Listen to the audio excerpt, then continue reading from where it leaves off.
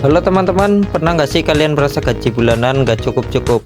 Padahal gaya hidup biasa aja. Nah, salah satu penyebabnya mungkin bukan gaya hidup, tapi karena harga kebutuhan pokok naik, sementara gaji tetap segitu-gitu aja. Hari ini kita bakalan bahas satu isu penting, kenaikan harga beras dan dampaknya buat masyarakat, terutama yang gajinya UMR. Oke, mari kita lihat realitanya. Di banyak daerah di Indonesia, UMR atau upah minimum itu berkisar antara 2,8 juta sampai 5 juta per bulan. Katakanlah seorang bergaji 3 juta per bulan, gaji ini dipakai untuk kebutuhan dasar, makan, sewa listrik, transportasi, pendidikan anak, dan kalau bisa nabung. Tapi kenyataannya seringkali gaji habis sebelum akhir bulan. Lalu bayangkan harga beras naik 20%, sebelumnya 1 kg beras sekitar Rp12.000. Sekarang jadi Rp14.400. Satu keluarga bisa menghabiskan 30 kg beras selama 1 bulan. Artinya pengeluaran untuk beras naik dari Rp360.000 jadi Rp432.000, naik sebesar Rp72.000 dalam 1 bulan. Mungkin terdengar kecil, tapi bagi mereka yang setiap rupiah itu penting, ini beban yang nyata. Serangan jantung. Nah, komentar apa? Kirim dana Kurangan. Ya tak paman. Bon bapak gitu. Kas bon.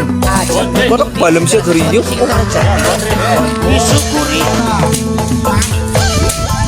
karena dibalik semua kejadian. Masyarakat berpenghasilan rendah biasanya mengalokasikan sebagian besar dari pendapatan untuk makan. Jadi ketika harga makanan naik dan gaji tetap, daya beli mereka langsung terkumpul. Beda dengan orang yang berpenghasilan tinggi, kalau harga beras naik mungkin nggak terlalu merasa.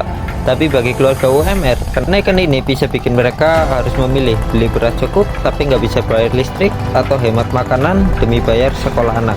Dalam ekonomi ini disebut inflasi tak seimbang. Inflasi memang bisa terjadi, tapi jika penghasilan masyarakat juga naik, maka dampaknya bisa direndam. Masalahnya sekarang harga naik, tapi gaji stagnan.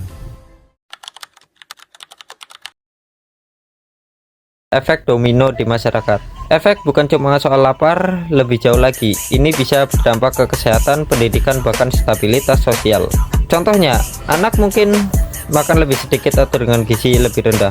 Orang tua terpaksa ambil pekerjaan tambahan, bahkan pekerjaan informal tanpa jaminan.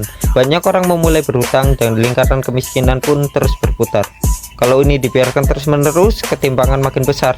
Rasa frustasi masyarakat bisa meningkat dan ujung-ujungnya muncul masalah sosial yang lebih besar dari kejahatan, keresahan, hingga ketidakpercayaan pada sistem.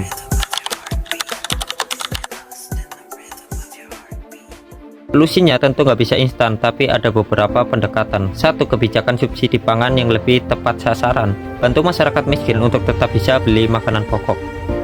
2. Pengawasan harga pasar, agar tidak terjadi permainan harga atau penimbunan. Yang ketiga, penyesuaian UMR secara rutin, mengikuti inflasi real, bukan hanya formalitas tahunan. 4. Mendorong ketahanan pangan lokal, agar harga beras tidak terlalu tergantung pada distribusi nasional atau impor. Teman-teman, kita semua ingin hidup layak, tapi kalau harga kebutuhan pokok naik terus, sementara pendapatan tidak ikut naik, maka yang terjadi adalah kemiskinan struktural. Masyarakat miskin semakin sulit keluar dari kondisi itu. Yuk kita mulai lebih peduli, suarakan isu ini, dorong perubahan kebijakan, dan kalau bisa bantu-bantu sesama yang kesulitan. Karena keadilan sosial bukan cuma soal angka, tapi soal hidup manusia.